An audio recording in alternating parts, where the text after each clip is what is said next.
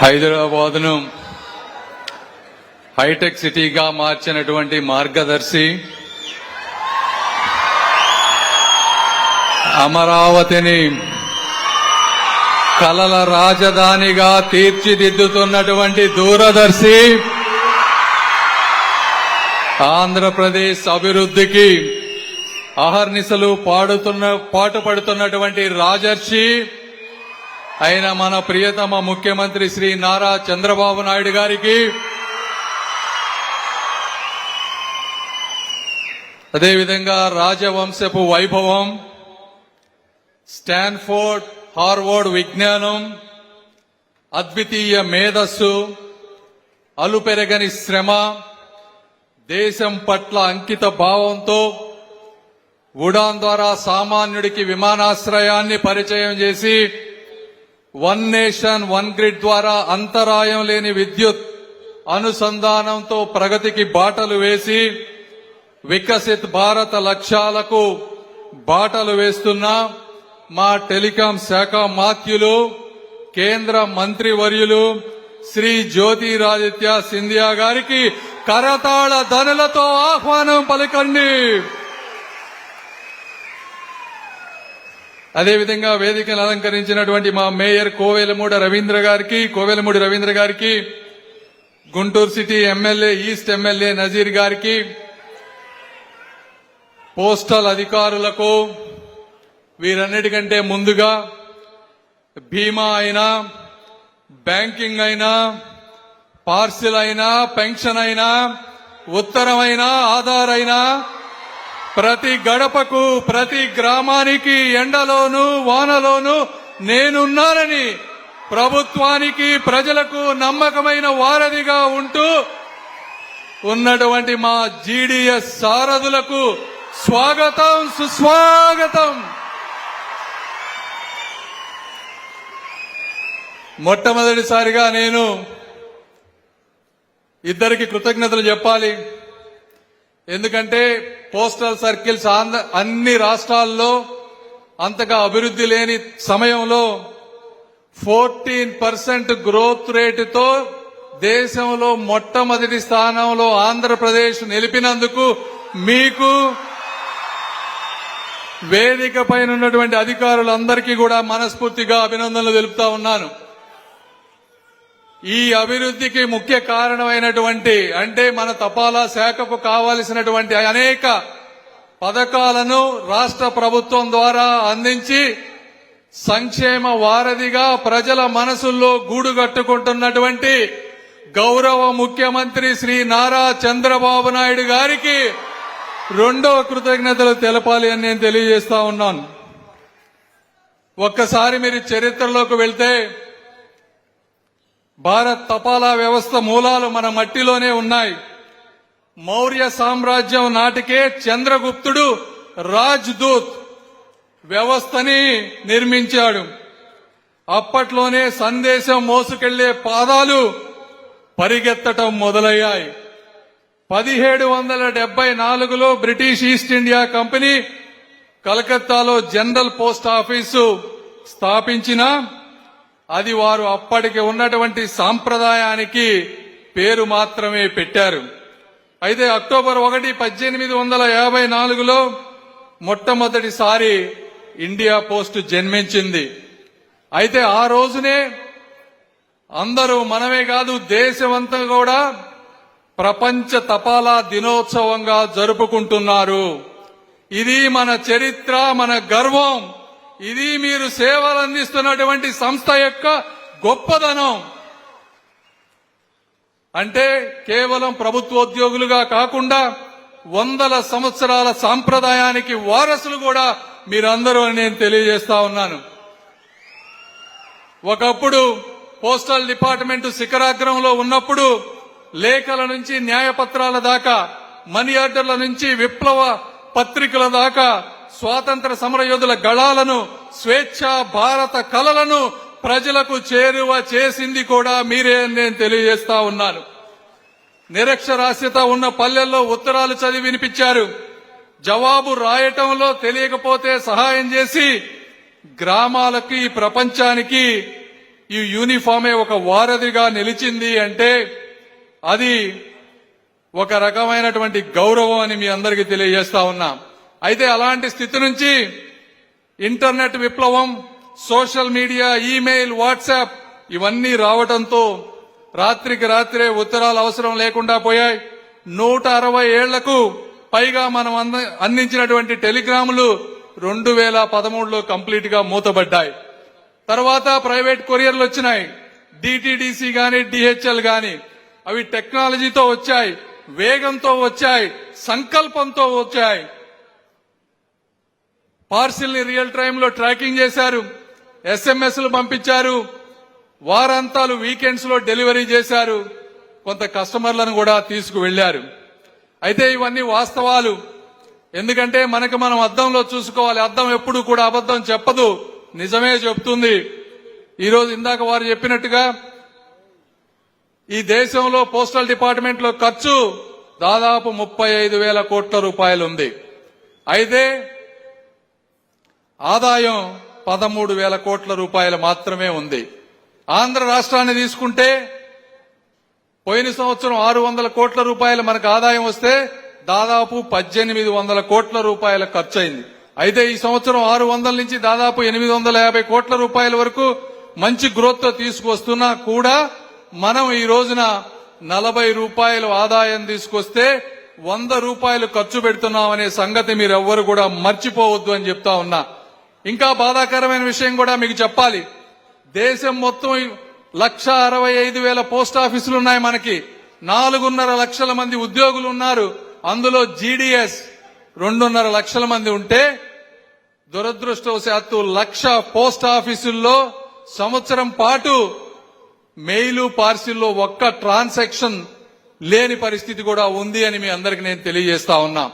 అయితే ఈ విషయాలన్నీ తెలుసుకొని ఈ విధంగా ప్రతి నెల నేను ప్రతి 3 నెలలకి సింధియా గారు రివ్యూ చేయటం మొదలుపెట్టిన తర్వాత 1,05,000 పోస్ట్ ఆఫీసుల నుంచి నిల్ ట్రాన్సాక్షన్ ఉండే వాటిని కేవలం 1,500కు కూడా తీసుకొచ్చామని కూడా మీ అందరికీ నేను తెలియజేస్తా ఉన్నా.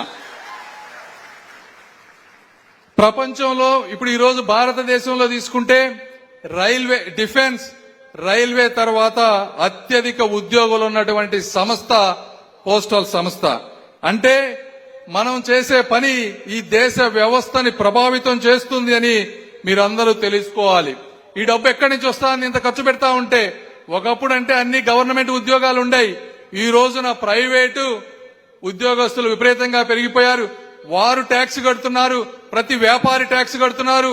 అదేవిధంగా మీరు కూడా ట్యాక్స్ కట్టి వేరే డిపార్ట్మెంట్లను పోషిస్తున్నారనే సంగతి గుర్తుపెట్టుకోవాలి. మీకొచ్చే జీతం, మీకొచ్చే పెన్షన్, మీ పోస్ట్ ఆఫీస్ నిర్వహణ ఇదంతా కూడా భారతదేశంలో ఎంతో మంది కష్టపడి సంపాదించి ట్యాక్సులు కడితే అవి ద్వారా నడుస్తున్నాయి. వారందరూ కూడా ఈరోజు జవాబుదారీతనం అడిగేటువంటి పరిస్థితి. ఈ రోజు మనం ఇంత ఖర్చు పెడతా ఉన్నాం, ఈ వ్యవస్థ వల్ల మనకి ఎంతవరకు న్యాయం జరుగుతుందని ప్రశ్నించే అవకాశం కూడా ఉంది. కాబట్టి మనం దీన్ని ఒక ఎయిర్ ఇండియా మీరు చూస్తే భరించలేక కొన్ని రోజుల తర్వాత ఎయిర్ ఇండియాను మొత్తాన్ని కూడా అమ్మేయాల్సినటువంటి పరిస్థితి. మళ్లీ మీకు ఆ పరిస్థితి రాకూడదు అంటే నాయకత్వంలో ఉన్నటువంటి మాలాంటి వాళ్లు ముందు చూపుతో సంస్థని సరైన గాడిలో పెట్టినప్పుడు మాత్రమే మీకు మంచి జరుగుతుంది, భారతదేశానికి కూడా మంచి జరుగుతుందని మీ అందరికి నేను తెలియజేస్తా ఉన్నాను. లోటుని లాభంగా మార్చాలి, భారాన్ని బలంగా మార్చాలి. ఖర్చును తగ్గించడం కాదు గాని ఆదాయాన్ని ఎలా పెంచాలి అనేది మనం తెలుసుకోవాలి. ఎందుకంటే మీరు ఎన్నో చూస్తూ ఉంటాం, సమయానికి తెరుచుకొని పోస్ట్ ఆఫీసులు చాలా ఉన్నాయి. తలుపు తట్టకుండానే డెలివరీ చేశామని చెప్పి మార్క్ చేసి వెళ్లిపోయిన సందర్భాలు ఉన్నాయి. స్పీడ్ పోస్టులు, పార్సిళ్లు రోజుల తరబడి ఈ సార్టింగ్ సెంటర్లలో కదలకుండా ఉన్న సంఘటనలు కూడా ఉన్నాయి. గ్రామ సమాజంతో అనుబంధం పెంచుకొని జీడీఎస్లు మనలో కూడా కొంతమంది ఉన్నారు. ఆ కథలు నేను విన్నాను, మీకు కూడా తెలుసు. మోదీజీ గారు, అదేవిధంగా గౌరవ ముఖ్యమంత్రి గారు కలలు గన్న అభివృద్ధి చెందిన భారతదేశమైన ఆంధ్రప్రదేశ్ 2047కి అవ్వాలి అంటే మనం చేసే పని సరిపోదు అని కూడా మీ అందరికీ నేను తెలియజేస్తా ఉన్నా. అదేవిధంగా ఈరోజు చూశారు, ఇవన్నీ నాణ్యానికి ఒకవైపు అయితే ఇంకోవైపు ఈ విధంగా కష్టపడే జీడీఎస్లు కూడా ఎంతో మంది ఉన్నారు. రాత్రనక పగలనక ఎండనక వాననక ప్రతి గ్రామంలో ఇంటింటికి వెళ్లి 100% శాచ్యురేషన్ తో ఈరోజు అనేక పథకాలు సుకన్య సమృద్ధి యోజన గాని సేవింగ్ స్కీమ్ గాని ఈ రెండు స్కీమ్స్ దేశంలోనే అత్యంత ఇంట్రెస్ట్ ఇచ్చేటువంటి స్కీమ్స్. ప్రతి గ్రామంలో ఉన్న ప్రతి ఆడబిడ్డ సుకన్య సమృద్ధి స్కీమ్ లో ఉండాలి. ప్రతి పేదవాడు సేవింగ్స్ లోకి వెళ్ళాలి. వెళ్ళినప్పుడు మాత్రమే వారు కూడా ఒక రిటైర్మెంట్ గాని ఇంకోటి గాని వస్తుంది.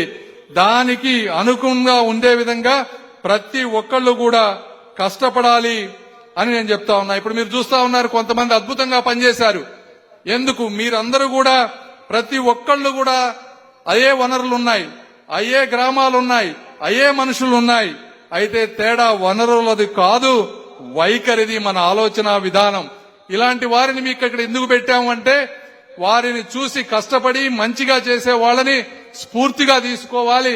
ఎందుకంటే లేకపోతే మంచి వాళ్ళు కూడా అందరూ ఇలా చేస్తున్నారు మేమెందుకు చేయాలనేటువంటి నిర్వీర్యమయ్యేటువంటి పరిస్థితి ఉంటుంది అని చెప్పి వారి ఇలాంటి స్ఫూర్తిదాయకమైన కథలు మీకు ఈ రోజు చెప్పడం కోసం మీకు కూడా ఒక సెలబ్రేషన్ ఉండాలి. మిమ్మల్ని కూడా ప్రతి ఒక్కళ్ళు గుర్తించాలి, మంచి వాళ్ళని ముందుకు తీసుకువెళ్లాలనే ఉద్దేశంతో ఈ రోజు ఆదివారం అయినా కూడా గౌరవ ముఖ్యమంత్రి గారికి సెలవు లేకపోయినా కూడా వచ్చారు. సింధియా గారు అక్కడి నుంచి వచ్చారు. ఇవన్నీ వచ్చారు అంటే ఎందుకని కూడా మీరు అర్థం చేసుకొని ఇలాంటి మంచి వాళ్ళు ఎవరైతే బాగా పనిచేస్తున్నారో వారిని చూసి నేర్చుకోండి, అనుకరించాలి. వారి విజయాన్ని మనము ప్రమాణంగా తీసుకోవాలని కూడా మీ అందరికీ నేను తెలియజేస్తా ఉన్నా. అదేవిధంగా ఎన్నో విజయాలు సాధిస్తా ఉన్నాం గత ఒక సంవత్సరం నుంచి. ఈ మధ్యలోనే చరిత్రలో మొట్టమొదటిసారిగా 2.5 కోట్ల రూపాయల విలువైన 8 కిలోల తంజావూరు రాముని విగ్రహాన్ని బెంగళూరు నుంచి అయోధ్యకు పంపించింది కూడా మనమే. అంటే మనకి ఏమి సాధ్యం కాదు అని మీ అందరికీ నేను తెలియజేస్తా ఉన్నా. అదేవిధంగా జీడీఎస్ ఉద్యోగంలో కొన్ని విశిష్ట లక్షణాలు ఉన్నాయి. జీడీఎస్ ఉద్యోగం అనేది గవర్నమెంట్ ఒక భద్రత ఇచ్చేటువంటి, అంటే కనీసం 18 నుంచి 25 వేల రూపాయలు మీకు గవర్నమెంట్ ఇచ్చేటువంటి భద్రత ఉంటుంది. అదేవిధంగా గవర్నమెంట్ జాబ్స్ లో ఇన్సెంటివ్ అనేది చాలా తక్కువ ప్రాంతాల్లో ఉంటుంది. అయితే ఈ స్కీమ్ లో ప్రైవేటు ఉద్యోగులు ఏ విధంగా అయితే ఇన్సెంటివ్ బోనస్ స్ట్రక్చర్ ఉంటుందో అలా మీకు ఎంత ఓపిక ఉంటే ఎంత కష్టపడితే అంత సంపాదించుకునే అవకాశం కూడా ఈ జీడీఎస్ ఉద్యోగంలో ఉంది అనే విషయాన్ని మీరు దయచేసి మర్చిపోవద్దు అని నేను మీకు తెలియజేస్తా ఉన్నా. అదేవిధంగా మీ సమస్యలు కొన్ని ఉన్నాయి. ఇలా మంచి చేసిన వాళ్ళని ప్రమోషన్స్ లో పెంచడం, నెట్వర్క్ లో ఉండే విషయాలు ఇవన్నీ కూడా మేము జీడీఎస్ లతో మాట్లాడుతూ ఉంటాం. మాట్లాడి మీ సమస్యలన్నీ కూడా తప్పనిసరిగా సాధ్యమైనంత వరకు పరిష్కరిస్తామని కూడా మీ అందరికీ నేను తెలియజేస్తా ఉన్నాను. అదేవిధంగా ఇప్పటి వరకు మేము పోస్టల్ డిపార్ట్మెంట్ లో ఎన్నో చేశాం. ఎందుకంటే ఇక ముందు పార్సిల్ వ్యవస్థ అనేది, ఈ కామర్స్ అనేది వేగంగా అభివృద్ధి చెందుతుంది. మనం దాన్ని కంపల్సరీగా అందిపుచ్చుకోవాలి. ఎందుకంటే మార్పు అందిపుచ్చుకొని ఏ వ్యవస్థ కూడా మనుగడ సాగించలేదని మనందరం కూడా గుర్తుపెట్టుకోవాలి. మోదీ గారి నాయకత్వంలో, సింధియా గారి మార్గదర్శకత్వంలో సాంప్రదాయ సేవా విభాగం నుంచి ఈ రోజు ఒక డేటా ఆధారిత కస్టమర్ కేంద్రీకృత లాజిస్టిక్ హబ్ గా మనం అందరం కూడా రూపాంతరం చెందాలి. మీరు చూస్తా ఉన్నారు డిపార్ట్మెంట్ ఆఫ్ పోస్ట్ లో మొట్టమొదటిసారిగా ఎక్కడా లేని విధంగా ఒక చీఫ్ టెక్నాలజీ ఆఫీసర్స్ ని, ఒక చీఫ్ మార్కెటింగ్ ఆఫీసర్ ని, 5 వైస్ సిటిఓల్ని ఈ విధంగా తీసుకొచ్చి ప్రైవేటు సంస్థల్లో ఏ విధంగా అయితే ఐటీతో ముందుకు వెళ్తుందో ఆ విధంగా ఈ రోజు పోస్టల్ డిపార్ట్మెంట్ లో చేస్తా ఉన్నాం. నేను నెలలా రివ్యూ చేస్తా ఉన్నాను. సింధియా గారు 3 నెలలకు ఒకసారి రివ్యూ చేస్తా ఉన్నారు. దీని ఫలితం ఏంటయ్యా అంటే ఇంతకు ముందు గత 5 సంవత్సరాల్లో పోస్టల్ డిపార్ట్మెంట్ లో ఇయర్ ఓవర్ ఇయర్ గ్రోత్ 1.5% ఉంటే ఒక్క క్వార్టర్ లోనే 10 నుంచి 15% గ్రోత్ తీసుకొచ్చారు పోస్టల్ ఉద్యోగులు దేశం అంతా కూడా. అంటే మనం మానిటర్ చేస్తే, ప్రోత్సాహం ఇస్తే ఒక్క నెలలోనే, అంటే సంవత్సరానికి 1.5% గ్రోత్ వచ్చే డిపార్ట్మెంట్ 3 నెలల్లో 15% గ్రోత్ వచ్చింది. అంటే ఎంత పొటెన్షియల్ ఉందో కూడా, మీరు ఎంత ఆదాయాన్ని సంపాదించగలరో కూడా మీరు అర్థం చేసుకోవాలని నేను మనస్ఫూర్తిగా కోరుకుంటా ఉన్నాను. ఈ ఐటీ 2.0 5,000 కోట్ల రూపాయలతో తీసుకొచ్చాం. ఇంతకు ముందు యూపీఐ తీసుకునే వాళ్ళు కాదు, ఈ రోజు యూపీఐని తీసుకొచ్చాం. నగదు రహిత లావాదేవీలు, పార్సిల్ అన్నిటికీ ఎస్ఎంఎస్ ట్రాకింగ్ ఎస్ఎంఎస్ మెసేజ్ ఓటీపీలు పెట్టాం. Complete end to end tracking పెట్టాం. ఉద్యోగులందరూ ఆఫీస్కి వచ్చే విధంగా జియో ట్యాగింగ్, జియో ఫెన్సింగ్ పెట్టాం. ఈ విధంగా ప్రతి ఒక్కళ్ళకి కూడా ఒక జవాబుదారీతనాన్ని ఈ 1.5 సంవత్సరంలో తయారు చేశామని తెలియజేస్తా ఉన్నాం. అదేవిధంగా ఎన్నో విప్లవాత్మకమైనటువంటి మార్పులు. డీజీపీని చూసుకున్నారు, ప్రపంచంలో ఎక్కడా లేని విధంగా 4x4 అంటే ఒక ఆఖరికి ఒక ఎలక్ట్రిక్ పోలుకు కూడా అడ్రస్ ఉండే విధంగా డీజీపీని ఈ రోజు విప్లవాత్మకంగా పోస్ట్ ఆఫీసుల్లోకి తీసుకొచ్చాం. దాని ద్వారా మీకు డెలివరీ చేయటం ఈజీ అవుతుంది. అదేవిధంగా special parcel counters, barcode tracking, అదే మీకు సులభంగా ఉండే విధంగా అమెజాన్ గాని అన్ని రిటైల్ చైన్స్ తో భాగస్వామ్యాలు ముందుకు వెళ్తా ఉన్నాం. ఇంటర్నెట్ లో అమ్మే ఏ వస్తువుకైనా సరే postal department default delivery centre చేసే విధంగా కూడా యాప్స్, ఏపీఐస్ తో ఇంటిగ్రేట్ కూడా చేయబోతున్నామని మీ అందరికీ నేను తెలియజేసుకుంటా ఉన్నాను. మీ అందరికీ నేను ఆఖరిగా కొన్ని చెప్పదలుచుకున్నా. పోస్ట్ ఆఫీసుల సమయానికి తెరవండి, సమయానికి డెలివరీ చేయండి. అక్కడక్కడ కొంతమంది చాలా తక్కువ మంది ఒక్కొక్కసారి మనీ మిస్యూజ్ చేసి మళ్ళీ మా దగ్గరికే వస్తున్నారు. బై మిస్టేక్ మేము తీసుకున్నాం సార్ అని. ఒకసారి తప్పు చేసిన తర్వాత కష్టం. అలాంటి చిన్న చిన్న ఫ్రాడ్స్ ఉన్నా లేకుండా చేయండి. ఎందుకంటే మీది నమ్మకంతో సంబంధించినటువంటి విషయం. గ్రామాల్లో అందుబాటులో ఉండండి. డోర్ స్టెప్ బ్యాంకింగ్ ద్వారా ప్రతి ఇంటికి వెళ్లి నేను ఇందా చెప్పినట్టు సుకన్య సమృద్ధి యోజన గాని, ఆర్పీఎల్ఐ గాని, పిఎల్ఐ గాని ఇలాంటి ఒక సుకన్య సమృద్ధి స్కీమ్ లో 8.25% ఇంట్రెస్ట్ చేస్తే ఒక కుటుంబానికి ఎంత మంచి జరుగుతుందో కూడా మీరందరూ గుర్తుపెట్టుకోవాలని తెలియజేసుకుంటూ, ఆఖరిగా భారతదేశం అనేది ఒకప్పుడు ఒక 200 సంవత్సరాల క్రితం వరకు మనమే నంబర్ 1 గా ఉండేవాళ్ళం. ప్రపంచంలో 25% జీడీపీని మనమే కంట్రిబ్యూట్ చేసేవాళ్ళం. అలాంటి గౌరవం మళ్ళీ మనం నంబర్ 1 అవ్వాలి అంటే అది ఈ దేశ ప్రజల వల్ల మాత్రమే సాధ్యమవుతుంది. ఒక రైతుల కష్టం, చేతి వృత్తుల వారి నైపుణ్యం, ఉపాధ్యాయుల జ్ఞానం, వ్యాపారుల నిజాయితీ అనేది మన అందరి బాధ్యతగా భావించినప్పుడు మాత్రమే ఇది సాధ్యం అవుతుంది. మీరు కేవలం ఒక జీడీఎస్ నేను ఒక్కడనే ఈ ప్రపంచాన్ని గాని ఈ భారతదేశాన్ని ఏం మార్చగలమని అనుకోవద్దు. మీ చేతిలో ఉండేటువంటి ఇప్పుడు చూశారు కదా బ్యాగ్, అందులో ఉండే ఉత్తరాలు, అవి ఉత్తరాలు కాదు, ఈ వికసిత్ భారత్ యొక్క ఒక నమ్మకం అని మీ అందరికీ నేను తెలియజేస్తా ఉన్నాను. వికసిత్ భారత్ అంటే రోడ్లు లేకపోతే భవనాలు మాత్రమే కాదు.